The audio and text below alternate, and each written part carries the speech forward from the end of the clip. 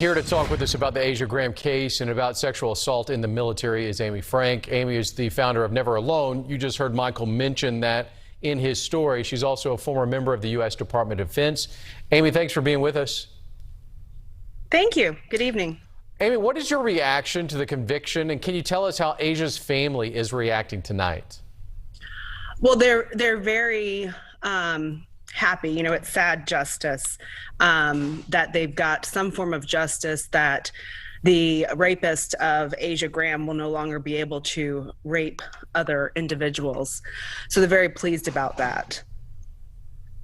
Families of survivors are still pressing President Biden and the Department of Defense to do more. In your opinion, what does the military need to do to improve the culture in the military for women?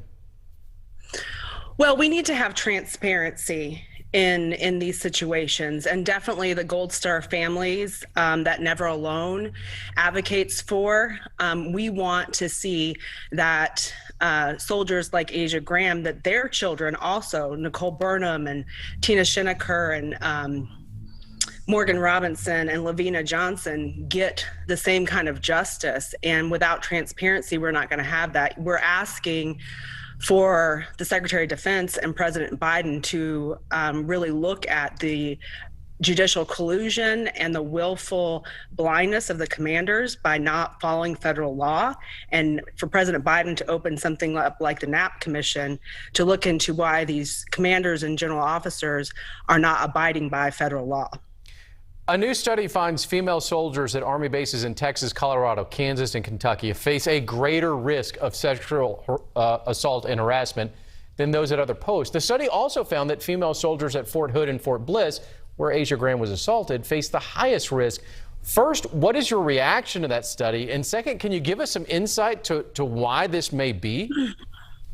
Well, I would say that most of those bases have high-speed field artillery and infantry aviation units, that there's not very many women in those units. So if you compare the U.S. military academies, that 30 out of 1,000 female cadets in the Military Service Academy suffer some kind of assault, sexual assault or harassment, comparatively to colleges in our nation, that it's 5 out of 1,000. So we have a much larger rate of sexual violence towards women in the military, and we need to find out why we're breeding this toxic culture and this toxic masculinity. It's almost a self-licking ice cream cone.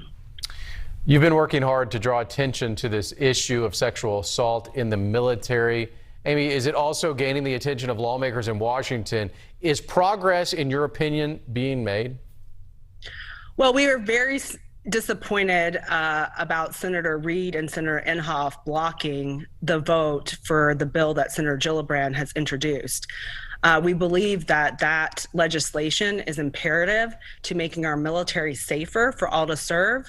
And I will say, as a daughter, a granddaughter, and a mother of a veteran, I love our United States military, and it absolutely breaks my heart that our service members, men and women alike, are not safe to serve in our United States military.